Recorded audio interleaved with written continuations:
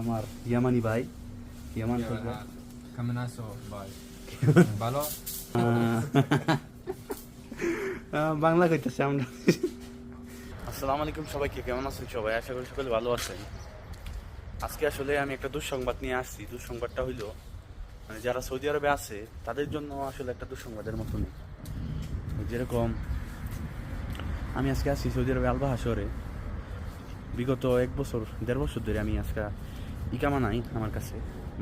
1 বছর আগে ইকামা ছিল আমার কাছে, 1 বছরে বানাইছিলাম।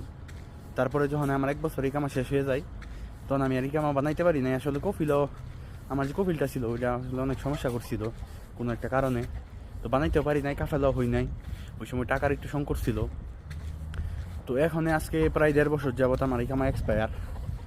এখন সৌদি আরবে একটা নতুন আইন চালু হয়েছে, ওইটা হইলো 30শে জুনের মধ্যে যারা যারা সৌদি আরবে অবৈধ আছে 3 মাসের উপরে এক্সপায়ার তাদের অটো খরচ লাগিয়ে যাবে। ওইটার জন্য আসলে অনেকটা চিন্তিত আছি।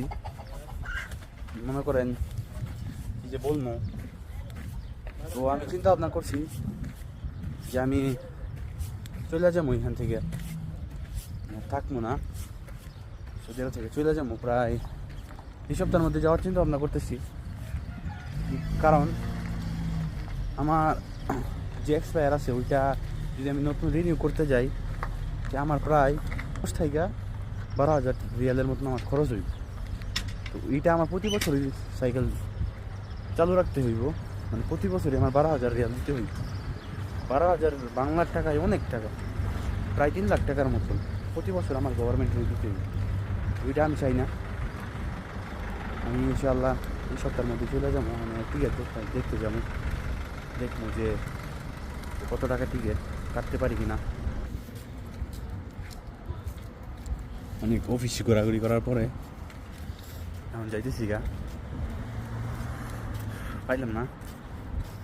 বলতেছি কি একটা কাগজপত্র আছে নাকি, তারা টিকিট কেটে দিব, সমস্যা নাই, কিন্তু একটা কাগজপত্রের কারণে হাঁটে গেছি। কালকে যাবো, গিয়া ওই কাগজপত্ররা জোগাড় করতে হইব। জোগাড় করার পরে টিকিটটা কাটতে পারবো আর কি।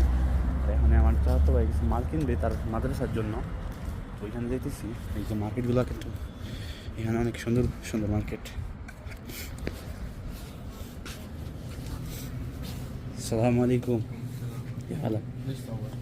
صور ده فيديو بلوج اللي وين؟ فيسبوك. اسمها؟